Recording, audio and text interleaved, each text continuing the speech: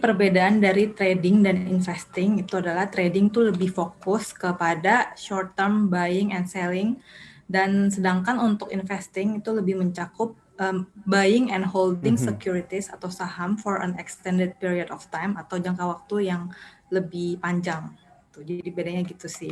Jadi kalau untuk traders biasanya mereka menggunakan technical analysis untuk mempelajari stok tersebut, kapan akan masuk, dan mereka sebenarnya kadang-kadang nggak melihat fundamental.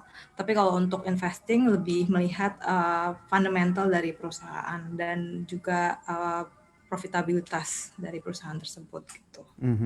Kalau dilihat dari sisi jangka waktunya seperti apa nih mindsetnya Mbak Christine? Apakah kalau trading itu lebih baik jangka pendek, kemudian investing jangka panjang, atau sebenarnya seperti apa sih, berapa lama gitu tempo waktunya?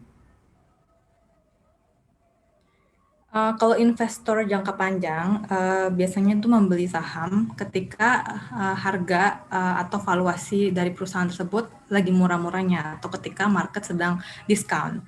Dan valuasi saham itu sebenarnya sih relatif ya murah atau mahalnya, asalkan investor jangka panjang ini melihat bahwa perusahaan tersebut masih akan terus bertumbuh.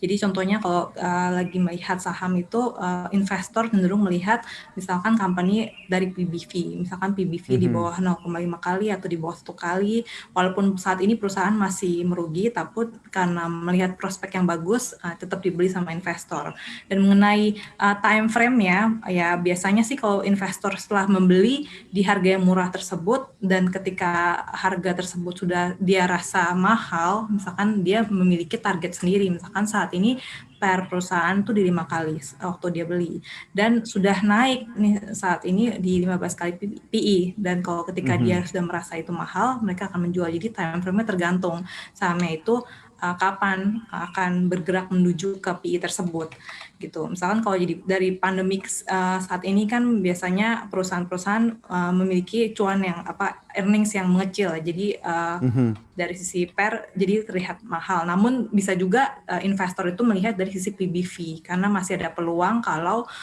perusahaan ini akan turn around one day. Kalau untuk trader ya biasanya mindsetnya itu mereka membeli saham yang dengan sentimen sesaat gitu. Biasanya mereka melihat grafik.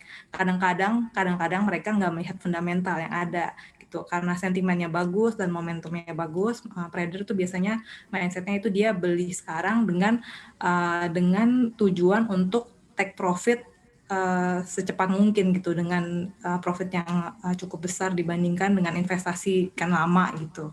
Gitu Nah, sih. take profit secepat Tapi mungkin sebenarnya ini kalau temponya trader biasa berapa lama nih? Apakah cuman sehari trading aja atau mungkin 1 sampai 3 hari begitu untuk para trader? para trader kan beda-beda, masing-masing banyak tipenya ya. Trader itu bisa ada juga yang day trader, beli pagi-pagi mungkin karena indeksnya hari ini naik, dia bisa jual ketika mau penutupan gitu. Itu day trader. Atau juga bisa juga trading, kita lihat dari chart, misalkan chartnya hari ini kemarin chartnya bullish harami nih candlenya gitu. Jadi sudah menyentuh support gitu. Jadi mungkin dia bisa juga beli kemarin dan bisa dijual ketika sudah reach resistannya gitu. Jadi tergantung sih sebenarnya, Oke. trader bisa ada yang daily, ada yang menit, ada yang beberapa hari gitu. Ada yang bisa seminggu juga gitu. Itu masih termasuk trading gitu kalau menurut Ada saya. yang nggak sengaja kemudian dari Dan trader ya, jadi investor gitu ya karena nyangkut ya Mbak Christine. Pernah nggak sih kayak gitu? Atau banyak nggak sih kasus-kasusnya?